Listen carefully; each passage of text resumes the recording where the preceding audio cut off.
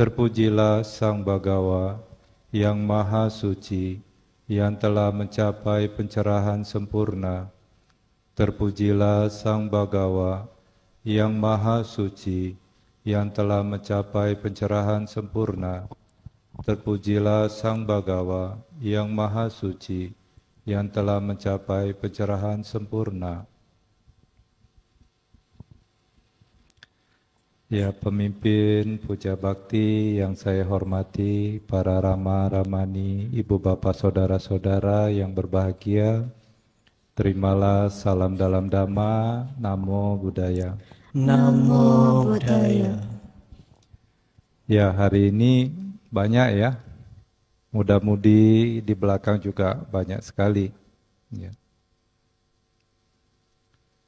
Ibu Bapak, Saudara-saudara, malam ini kita berbicara mengenai satu topik bagaimana merubah nasib. Ya.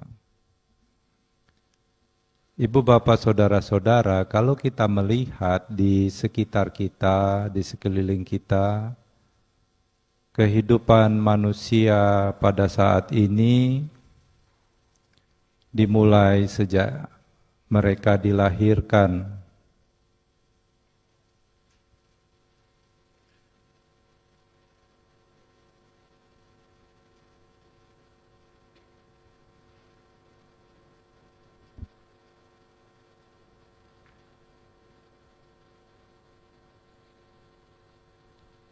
Sejak seseorang dilahirkan, kita bisa melihat ada perbedaan-perbedaan.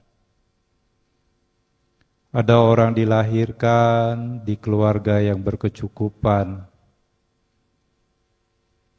Ada juga yang dilahirkan di keluarga yang kekurangan. Ada mungkin kita juga melihat ada orang dilahirkan sejak lahir sudah mengalami kesehatan yang tidak baik. Ada juga orang yang dilahirkan mungkin dari kecil sampai dia tumbuh dewasa, bahkan mungkin juga sampai dia tua, tidak banyak mengalami penyakit. Kenapa terjadi perbedaan-perbedaan ini? Nah, ini kita bisa melihat ada perbedaan-perbedaan. Malam ini kita berbicara mengenai nasib. Apa itu nasib? Ya. Kalau kita membuka Kamus Besar Bahasa Indonesia, nasib itu didefinisikan sebagai sesuatu yang telah ditentukan Tuhan terhadap diri seseorang. Jadi sesuatu yang telah ditentukan oleh Tuhan terhadap diri seseorang itulah nasib. Saudara juga mungkin pernah mendengar ketika orang mendapatkan satu keberuntungan, maka ini disebut sebagai nasib baik. Sebaliknya ketika orang mendapatkan kemalangan, ini disebut sebagai nasib buruk. Bagaimana kita sebagai umat Buddha menyikapi pandangan-pandangan seperti ini? Apakah memang benar ketika seseorang dilahirkan di keluarga yang berkecukupan, di keluarga yang terhormat, dengan wajah yang rupawan, itu semua merupakan ketentuan Tuhan, seperti dalam Kamus Besar Bahasa Indonesia, itu sudah nasib dari orang tersebut? Nah, kita sebagai umat Buddha, ternyata Guru Agung kita mempunyai pandangan yang agak berbeda. Jadi sesuatu yang terjadi pada diri seseorang itu tidak ada yang menentukan, bukan sesuatu yang ada di luar yang menentukan apa yang terjadi pada diri kita. apapun yang terjadi pada diri kita itu pasti ada sebab-sebabnya. Dan sebab-sebab itu tidak lain adalah diri kita sendiri yang membuat. Jadi kalau ada orang berpandangan rezeki, jodoh, umur, dan lain sebagainya itu sudah ditentukan oleh Yang Kuasa, maka Guru Agung kita mempunyai pandangan yang agak berbeda. Kita bisa menyaksikan ada orang sedari dilahirkan mempunyai kesehatan yang buruk. Mungkin ada jantungnya bocor, paru-parunya mungkin ada masalah. Ada juga kita melihat ada orang yang dilahirkan misalnya kurang sempurna secara jasmani. Kalau ini memang ditentukan oleh Yang Kuasa, tentu di situ kita tidak melihat ada keadilan. Jadi kenapa ini semua bisa terjadi? Tergantung dari orang-orang itu sendiri. Sang Buddha melihat kehidupan-kehidupan yang lampau. Beliau mempunyai kemampuan untuk melihat. Karena perbuatan ini orang akan terlahir sebagai itu. Karena melakukan itu orang akan terlahir seperti ini. Guru Agung kita mempunyai kemampuan-kemampuan tersebut. Jadi kenapa orang bisa lahir sakit-sakitan, pendek umur, bahkan mungkin misalnya cacat begitu? Itu karena akibat dari perbuatan orang itu sendiri. Ini sering kita dengar istilah kamma vipaka, buah dari perbuatan. Oleh karena itu Guru Agung kita menganjurkan kepada kita untuk berpantang, untuk menyakiti, menyiksa, apalagi membunuh makhluk hidup. Guru Agung kita melihat akibat perbuatan-perbuatan itulah orang-orang tersebut bisa terlahir demikian. Jadi mengetahui hal demikian ini, kita harus mempunyai pemahaman bahwa apapun yang terjadi pada diri kita, baik itu hal yang menyenangkan atau tidak menyenangkan, yang baik ataupun buruk, itu tergantung pada diri kita sendiri. Jadi rezeki, jodoh, ya, itu semua tidak ada yang mengatur.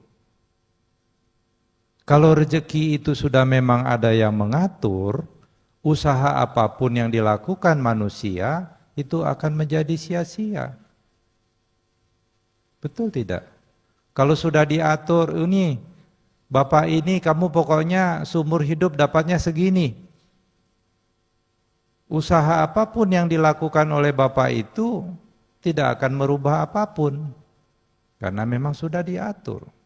Kalau rezeki memang ada yang mengatur. Jodoh misalnya. Kalau orang diisolasi tinggal sendirian di tengah pulau yang tidak ada penghuni dan pulau itu dilindungi supaya orang tidak bisa masuk ke pulau itu, kira-kira memungkinkan tidak ada misalnya kalau yang diisolasi itu seorang pria, tiba-tiba gadis jatuh dari langit begitu. Jadi saudara punya pasangan ini karena pernah bertemu. Ya. Tidak mungkin seseorang bisa mempunyai perasaan kepada pasangannya kalau belum pernah bertemu, belum kenal, belum pernah mendengar. Mungkin tidak bisa muncul perasaan. Oh, saya sangat tertarik dengan gadis yang paling cantik di Pulau Batam ini. Misalnya ada seorang pemuda mengatakan demikian. Apakah kamu pernah melihat gadis yang paling cantik di Pulau Batam ini? Belum pernah. Apakah kamu pernah mendengar gadis yang paling cantik di Pulau Batam itu cerita tentang dia? Pernah mendengar? Belum pernah juga. Apakah kamu tahu gadis yang paling cantik di Pulau Batam itu ada di mana? Tidak tahu. Mungkin tidak. Seorang pria itu bisa punya perasaan senang terhadap gadis yang paling cantik, yang dia belum pernah dengar, dia belum pernah lihat, dia tidak kenal di mana gadis itu berada. Mungkin tidak. Tidak mungkin. Kalau dia muncul perasaan kepada gadis yang paling cantik, berarti dia sedang menghayal. Ya. Saudara tidak mungkin bisa jatuh cinta dengan orang yang saudara tidak pernah ketemu, tidak pernah saudara lihat. Ya. Jadi, oh ini ketemu karena ada yang ngatur. Lantas kalau kita berpendapat demikian, apa buktinya kalau itu memang sudah ada yang mengatur? Sesuatu yang tidak bisa dibuktikan, kalau itu kita anggap sebagai satu kebenaran, dan kita meyakini itu, kita menggenggam pandangan itu, itulah yang disebut sebagai keyakinan yang buta. Kenapa Sang Buddha sebut sebagai keyakinan yang buta? Karena keyakinan itu tidak ada dasarnya. Kalau kita bicara keyakinan dalam bahasa Pali sering diterjemahkan sebagai sada. Keyakinan yang tidak ada dasar, tidak ada landasannya, tidak ada cara bagaimana membuktikannya, itu keyakinan yang membuta. Jadi bagaimana jika seseorang berpendapat bahwa keberhasilan dalam hidup saya, kemalangan dalam hidup saya, ini semua ada yang mengatur, dasarnya apa? Pokoknya sudah ada yang mengatur, itulah keyakinan yang membuta. Guru agung kita, Sang Buddha, Ibu Bapak, Saudara-saudara, sebelumnya beliau seorang pangeran, putra tunggal dari Raja Suryodana. Orang tuanya mengharapkan sekali pangeran ini menjadi pewaris tahta, menggantikan ayahandanya seorang raja. Menurut saudara, kalau papanya kepengen dia jadi raja, disekolahin nggak itu? Pangeran Siddhartha. Pasti diberikan pendidikan. Nak, sekolah dekat istana sajalah, biar jelek nggak apa-apa nak, yang penting dekat rumah. Kira-kira berpikir begitu tidak? Saudara-saudara kalau memilih sekolah untuk anak saudara, yang penting dekat rumah, jelek nggak apa-apalah. Begitu tidak berpikirnya? Sepengetahuan saya, walaupun jauh kalau orang tuanya mampu, walaupun itu jauh dan dia bilang itu bagus, dia akan pergi sekolahkan anaknya di situ. Ya, itu pemikiran orang yang umum. Ya. Nggak apa-apa lah yang jelek, nggak apa-apa, yang penting dekat sebelah rumah. Itu pemikirannya tidak umum. Saya pikir ibu bapak saudara-saudara pemikirannya masih umum ya. Nah, Pangeran Siddhartha diberi pendidikan-pendidikan, gurunya juga dipilihkan guru-guru yang terbaik. Kira-kira kalau ayahandanya ini mengharapkan dia menjadi seorang raja, diajari tidak ilmu ekonomi kira-kira? Diajari tidak ilmu pertanian, strategi perang dan lain sebagainya? Pasti diajari. Kita pikir secara logika saja, pasti diajari. Oleh karena itulah guru agung kita mempunyai cara pandang yang berbeda. Kalau seseorang mengharapkan di dalam kehidupannya keberhasilan, ada hal-hal yang harus dikembangkan. Tidak menunggu, tetapi ada hal-hal yang harus kita lakukan.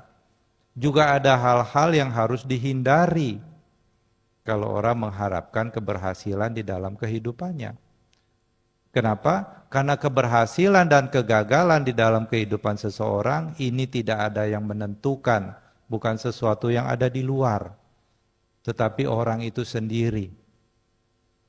Ini pandangan Buddha. Kita sebagai umat Buddha meyakini ajaran Sang Buddha, maka kita harus memiliki pandangan yang sama. Tetapi bagaimana supaya keyakinan kita kepada ajaran Buddha ini benar-benar kokoh, bukan hanya sekedar katanya. Kita harus menyelidiki, kemudian setelah kita selidiki, kita renungkan, setelah itu kita praktekkan. Kalau orang ingin berhasil, apa yang harus dilakukan? Banyak-banyak berdoa kepada Buddha. Banyak-banyak sembahyang ke wihara. Apakah demikian? Rajin sembahyang ke wihara, rajin baca parita, tapi malas belajar, tidak punya knowledge, tidak punya skill. Dibandingkan orang yang mungkin jarang ke wihara, tapi dia punya pengetahuan yang luas, ya. Dia tidak malas. Kira-kira mana yang lebih masuk akal untuk bisa berhasil? Jadi kalau ingin berhasil, Sang Buddha katakan ada hal-hal yang harus kita kembangkan. Apa yang harus kita kembangkan? Tentu bukan hanya orang-orang di zaman sekarang saja yang mengharapkan kehidupannya berhasil, bukan hanya di zaman ini saja. Di zaman sebelum Buddha pun orang-orang juga mengharapkan kehidupannya ingin berhasil. Di zaman Buddha ada seorang pemuda yang bernama Digajanu bertanya kepada Sang Buddha, "Bante, saya ini perumah tangga, mengharapkan keberhasilan, masih suka dengan minyak wangi, barang-barang yang indah. Ya. Jadi apa yang harus saya lakukan, Bante, supaya saya bisa berhasil?" Sang Buddha mengajarkan 4 hal yang harus dikembangkan jika ingin berhasil. Yang pertama, ya, harus berusaha, semangat, tidak malas, ya, ulet, ya, araka sampada. Ya. Jadi kalau kita perhatikan, ada tidak ya orang bisa berhasil, ya, kalau dia malas, ya, tidak ulet, ya, rasanya sulit. Kalaupun dia lahir di keluarga yang berkecukupan, dia menerima warisan, ya. Kalau dia tidak rajin, dia malas, tidak ulet, itu tidak akan juga bisa berhasil. Harta seberapapun kalau tidak bisa dikelola itu akan habis. Usaha, semangat dan rajin ini bukan hanya bekerja. Usaha, semangat dan rajin ini juga bisa dilakukan seperti adik-adik sekalian, ya, yang saat ini tampaknya masih dalam usia sekolah, ya, masih belajar tuh sebagian adik-adik. Ada yang sudah tamat. Tamat itu artinya bukan berarti lulus kuliah, lulus SMA, bukan. Tamat itu udah berhenti kerja, berhenti sekolah, itu udah tamat tuh. Kalau SD sudah tidak sekolah lagi, udah tamat tuh sekolahnya berarti. Nah, seperti adik-adik ini kan masa-masa belajar. Kalau sekarang belajarnya malas-malas, ya, tidak rajin, tidak ulet, tidak sungguh-sungguh, berarti tidak membuat sebab dari keberhasilan. Jadi kalau mau berhasil, usaha rajin, semangat, kerja keras, tidak malas. Ya. Rajin ini dalam hal belajar, dalam hal mengembangkan hal-hal yang baik, bukan hanya kerja. Sang Buddha katakan, ya, kalau orang yang malas itu ciri-cirinya bisa ditandai. Apa ciri-ciri orang malas? Banyak alasan. Masih panas, nantilah tunggu dingin. Nanti giliran sudah dingin, nantilah sebentar lagi. Nanti sudah istirahat sebentar, besok ajalah. Gitu. Banyak alasan. Kalau dingin dia bilang tunggu panas, kalau panas tunggu dingin. Ya. Kalau siang dia bilang nanti malam, kalau sudah malam dia bilang besok pagi. Nah, ciri-ciri orang malas selalu banyak alasan. Karena banyak alasan maka cenderung menunda-nunda. Ya. Jadi kalau orang rajin, apa yang bisa dikerjakan sekarang, kerjakan dengan sungguh-sungguh. Ya. Kalau belajar, belajar dengan sungguh-sungguh. Memiliki pengetahuan, memiliki skill, punya knowledge, itu berkah utama Sang Buddha katakan. Ya. Di dalam Manggala Sutta ada 38 berkah yang bisa diperoleh. Tidak ada satupun di antara 38 itu berkah itu punya banyak uang. Justru punya banyak pengetahuan, punya banyak keahlian, itulah berkah utama. Kenapa? Dengan pengetahuan dan keahlian orang bisa mencari uang. Ya. Orang kalau punya uang tapi tidak punya pengetahuan, tidak punya keahlian, uangnya bisa habis, bukannya tambah banyak. Ya. Jadi kalau mau sukses, mau berhasil, jangan berpikir, oh nasib saya memang sudah demikian adanya. Tidak. Kita harus menciptakan nasib kita. Kita ingin memiliki nasib yang baik atau nasib yang tidak baik, itu ada di tangan kita sendiri. Kita yang buat. Kita yang buat. Ya. Jadi usaha semangat, ya, sungguh-sungguh ulet. Setelah mempunyai usaha semangat, sungguh-sungguh dan ulet, usaha apapun yang dikerjakan dengan sungguh-sungguh, dengan semangat, dengan ulet, maka seseorang akan memperoleh penghasilan. Ya. Jadi kalau mau berhasil di dunia ini, setelah memperoleh penghasilan harus pintar-pintar jaga. Sudah kerja capek-capek, udah kerja dengan susah payah, mengumpulkan apa yang sudah didapatkan, kalau tidak pintar-pintar jaga, sebentar itu juga bisa habis. Ada 3 saluran yang gampang sekali menghabiskan apa yang sudah kita kumpulkan dengan susah payah. Apa yang pertama? Wanita. Itu Sang Buddha katakan. Yang kedua apa? Apa kira-kira yang kedua? Judi. Ya. Wanita, judi, kita pernah melihat mungkin. Ada orang yang secara materi sudah cukup, sudah bagus. Ya. Karena wanita, judi, akhirnya habis. Kenapa mereka bisa demikian? Karena salah bergaul. Salah bergaul. Oleh karena itulah begitu pentingnya kepada siapa kita bergaul, Sang Buddha meletakkan berkah yang paling penting di antara 38 berkah itu. Tahu tidak apa berkah yang paling penting di antara 38 berkah dalam Manggala Sutta? Apa berkah yang paling penting? Hah? Apa? Tidak bergaul dengan orang-orang yang bodoh. Bergaulah dengan orang bijaksana. Berkah yang paling penting dalam Manggala Sutta itu bukan mencapai nibbana, bukan. Tidak mungkin seseorang bisa mencapai nibbana kalau dia bergaul dengan orang-orang yang bodoh. Kalau orang bergaul dengan orang-orang yang bodoh, dia dapat nasihat-nasihat yang bodoh. Sering-sering dapat nasihat-nasihat itu, lama-lama muncul kepercayaan.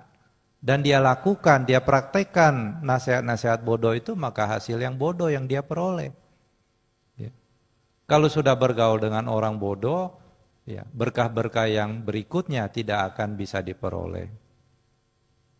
Jadi hati-hati kepada siapa kita bergaul. Walaupun kita sudah sangat hati-hati sekali, bergaul misalnya sebagai perumpamaan ya, kita bergaul dengan tukang arang misalnya, kita sudah hati-hati sekali. Kita sedikit banyak, cepat atau lambat, pasti kita akan kena hitamnya. Ya. Jadi hati-hati kepada siapa kita bergaul. Jadi sebetulnya ibu bapak saudara-saudara, pada saat ini pun kita bisa melihat orang ini akan berhasil hidupnya, akan gagal hidupnya, kita bisa lihat kepada siapa dia bergaul. Ya. Kalau orang bergaul sama teman-teman yang tidak baik, ya, maka kecenderungan cepat atau lambat kalau dia bergaul terus-menerus kepada orang tersebut, dia akan berubah menjadi tidak baik. Jadi hati-hati. Terutama ini anak-anak muda. Masa muda ini masa yang sangat menyenangkan. Apa juga enak. Ya, apa juga enak. Ya, pengen senang apa, kalau dapat senangnya bukan main. Sibuk mengejar kesenangan. Tetapi saudara harus ingat, masa muda pun juga akan berlalu. Kalau masa muda ini hanya digunakan hanya untuk mengejar yang menyenangkan saja, tidak mau belajar sungguh-sungguh, ya, tidak menuntut ilmu dengan baik, nanti ketika sadarnya sudah tua, penyesalan apapun tidak ada guna. Ya. Ada satu cerita, suatu ketika ya di tempat kami, di tempat saya tinggal, biasa hari libur sekolah, ya kita mengadakan acara damakem anak-anak. Jadi suatu hari setelah damakem selesai, saya ditelepon, "Bante, ada ketinggalan sepatu tidak?" Cari-cari di, oh ternyata ada satu sepasang sepatu. Sepatunya juga sudah jelek. Iya Bante, karena anak itu ketinggalan sepatunya jadi tidak bisa sekolah, karena tidak punya sepatu lagi. Jadi sepatunya cuma satu. Karena sepatunya tertinggal, akhirnya anak itu tidak sekolah.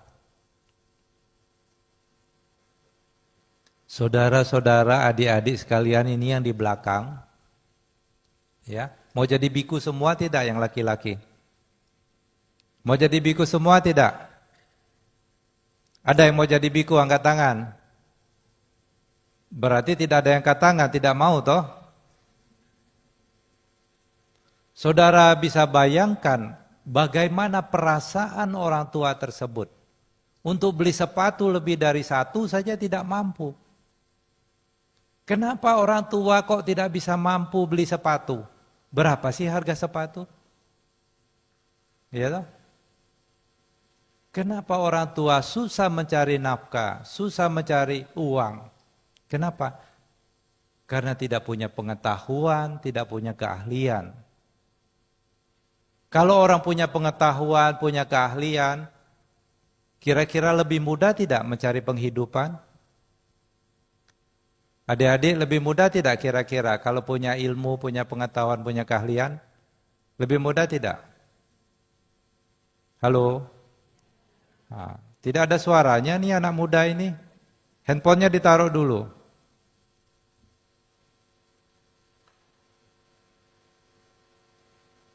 Bayangkan suatu saat kalau adik-adik ini nanti jadi orang tua. Karena sekarang malas belajar, tidak belajar sungguh-sungguh, hanya mengejar senang-senang saja. Waktu terus berlalu, 2025, 26, 27, 30.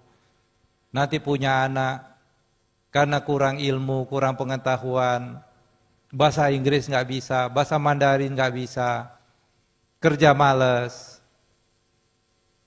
tidak punya uang, sedih tidak kira-kira? Bayangkan saja, sedih tidak? Sangat menyedihkan sekali. Apakah orang tua ini hidupnya susah itu sudah ditentukan sama yang kuasa? Tidak. Jadi ingat, yang masih muda sekarang ini, ya, lebih baik saudara-saudara, adik-adik sekalian, susah waktu muda. Nanti tuanya senang. Daripada senang-senang waktu muda, nanti tuanya susah. Pilih mana? Orang tua saudara yang sekarang ini bisa menyekolahkan mungkin di sekolah yang mahal, bisa mencari nafkah dengan baik, pasti itu mereka sudah melakukan kerja keras semenjak mereka juga dulu dari muda. Jadi tidak ada cerita kesuksesan, keberhasilan seseorang bisa diperoleh dengan berdoa, sembahyang ke wihara, baca parita. Ya, kalau cuma itu saja yang dikerjakan, ya, siapa yang mau coba? 20 tahun kerjakan itu saja, jangan yang lain. Ya. Justru Sang Buddha katakan kalau mau berhasil, kerja sungguh-sungguh. Belajar supaya punya ilmu, punya skill, hati-hati pilih teman. Ya. Jangan sampai salah bergaul. Apalagi kalau sudah kena namanya anak muda, sudah kena narkoba, habis. Ya, habis. Kalau sudah tergantung sama narkoba, wah, bukan hanya diri sendiri yang dirugikan, orang tua juga stres. Ya. Bante sering sekali dititipi orang-orang yang sudah kena kecanduan narkoba. Ya. Terus kalau dia tidak bisa sembuh, bayangkan, satu kehidupannya sia-sia sebagai manusia. Betul tidak? Sudah dilahirkan sebagai manusia itu sangat sulit. Kemudian dia tidak gunakan kehidupannya sebagai manusia untuk hal-hal yang baik. Hanya mengejar senang-senang. Ya. Kemudian jatuh lagi karena bergaul dengan orang yang salah, misalnya kecanduan narkoba dan lain sebagainya. Satu kehidupan dia sebagai manusia sia-sia. Tidak ada manfaat, bahkan merugikan terutama orang-orang yang di sekitarnya. Jadi hati-hati. Kita mau jadi apa itu ada di pilihan di tangan kita sendiri. Secara sadar kita bisa menentukan kita mau seperti apa. Sang Buddha katakan kalau kita mau tahu masa depan kita seperti apa nanti, sadari apa yang kita lakukan sekarang. Sadari apa yang kita lakukan sekarang. Karena masa depan itu tidak lebih hanya masa sekarang yang kita lakukan. Ya. Apa yang kita lakukan sekarang ini akan jadi masa depan. Apa yang kita lakukan sekarang 1 detik kemudian sudah menjadi masa lalu. Jadi harus hati-hati, harus dengan penuh kesadaran, menyadari apa yang sedang saya kerjakan sekarang, apa yang sedang saya lakukan sekarang. Kalau saya memang cita-cita ingin menjadi orang berhasil, apakah yang saya lakukan sekarang ini mengarah kepada cita-cita yang saya ingin capai? Semuanya ada di tangan kita sendiri, tidak ada yang menentukan. Kalau memang sudah ada yang menentukan, manusia tidak usah kerja keras. Kerja keras juga tidak ada gunanya karena sudah digariskan. Tetapi di dalam pandangan Buddhis, apa yang akan kita lakukan ini menentukan masa depan kita seperti apa. Menyadari hal demikian, maka kita semua bisa menciptakan masa depan kita menjadi masa depan yang baik. Bagaimana supaya punya masa depan yang baik? Ya tentu melakukan hal-hal yang baik. Apa contoh hal-hal yang baik? Misalnya sebagai pelajar, disekolahkan oleh orang tuanya, tentu orang tuanya menyekolahkan dengan harapan anak-anaknya punya ilmu pengetahuan. Apalagi ada sekolah-sekolah tertentu yang katanya biayanya mahal, tidak murah. Betul tidak? Anak disekolahkan oleh orang tuanya di sekolah yang mahal, sementara dia tidak belajar dengan sungguh-sungguh. Menurut adik-adik sekalian itu anak berbuat baik atau berbuat buruk kepada orang tuanya? Itu berbuat buruk.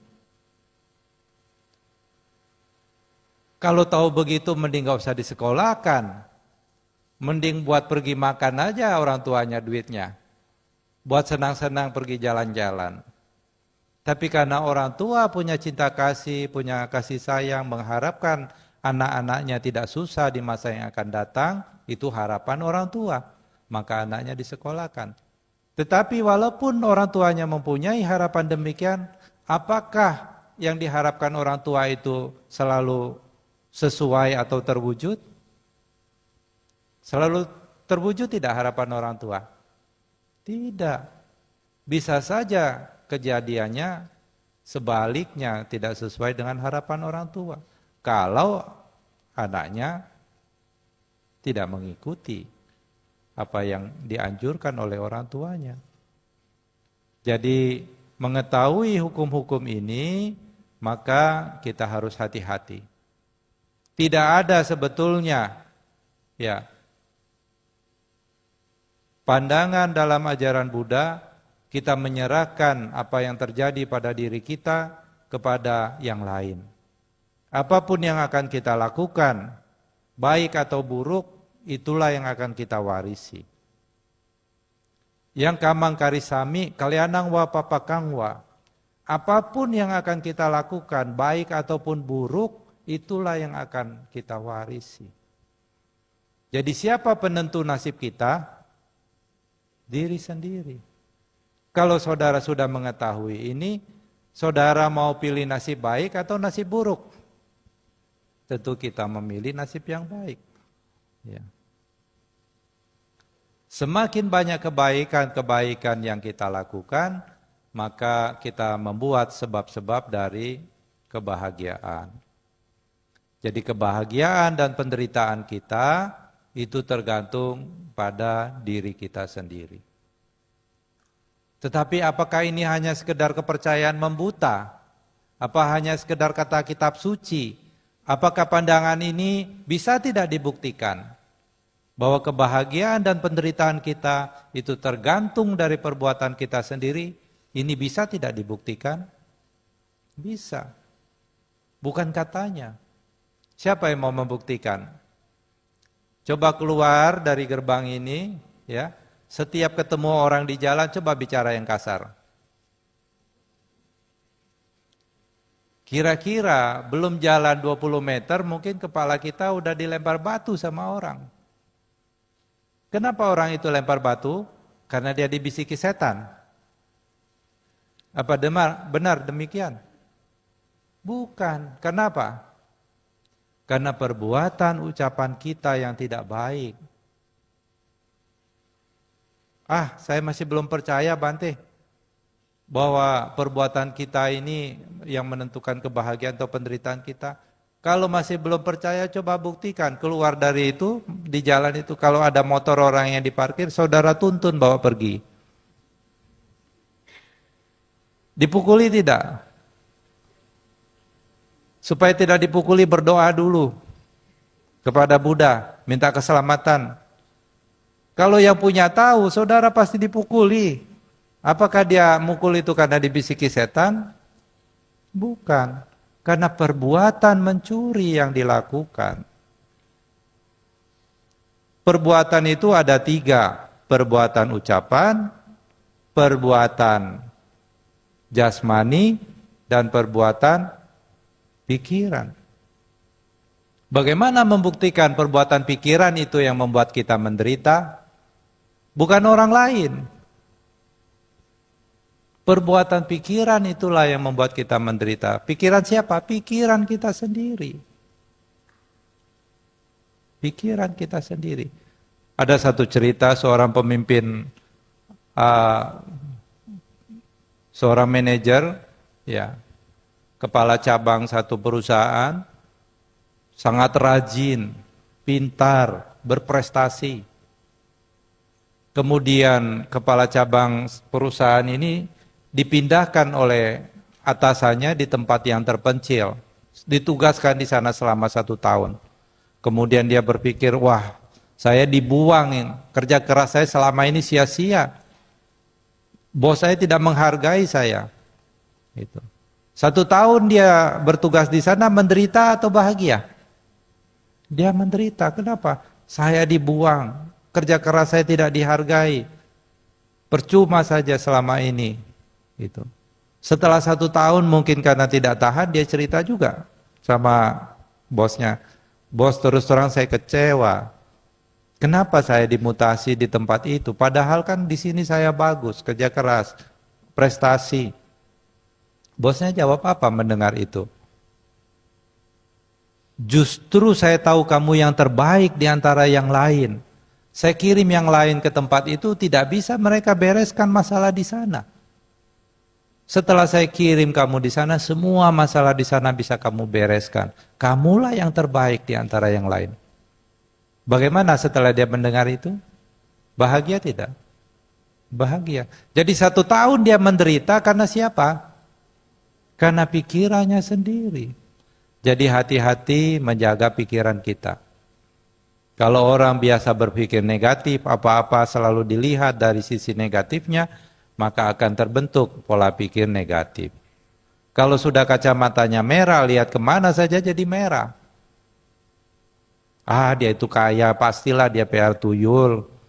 Gitu. Lihat orang berhasil, dia iri hati. Begitu aja, saya juga bisa. Itu. Tapi dasarnya iri. Gitu. Jadi hati-hati menjaga pikiran kita, hati-hati menjaga ucapan kita, hati-hati menjaga perbuatan kita. Kalau kita hati-hati, kemungkinan salahnya lebih kecil dibanding kita tidak hati-hati.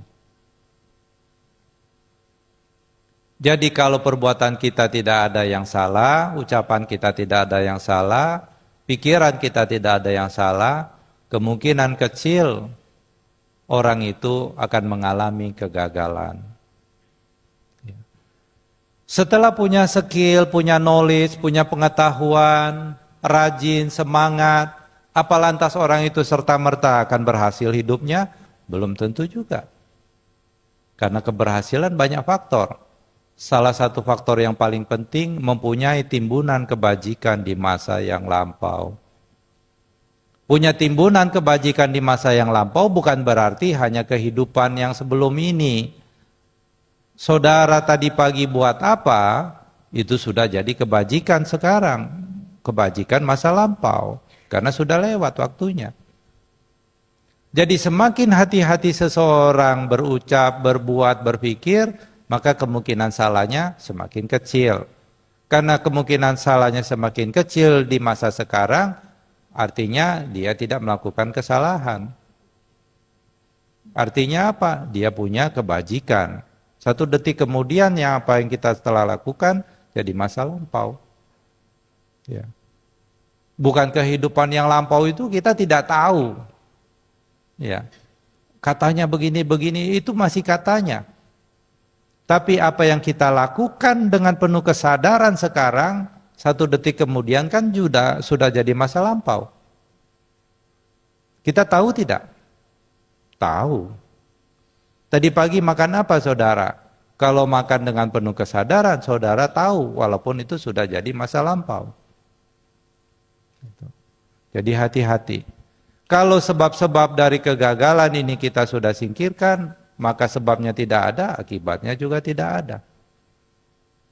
Jadi keberhasilan, kegagalan itu kita sendiri yang menentukan.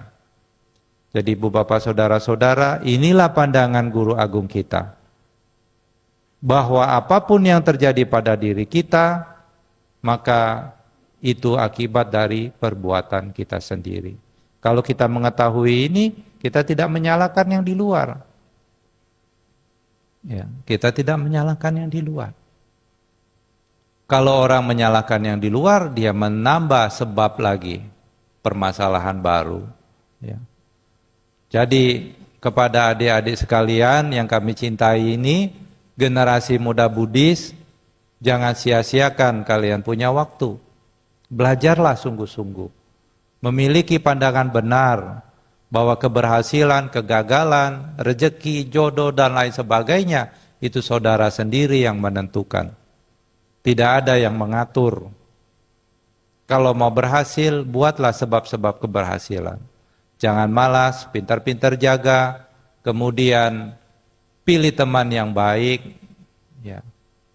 Jangan boros, hemat, ya. Ini sebab-sebab dari keberhasilan. Inilah yang ingin saya sampaikan pada malam ini. Saya ucapkan terima kasih, Sabisata Bhawantu Sukhitata. Semoga semua makhluk hidup berbahagia.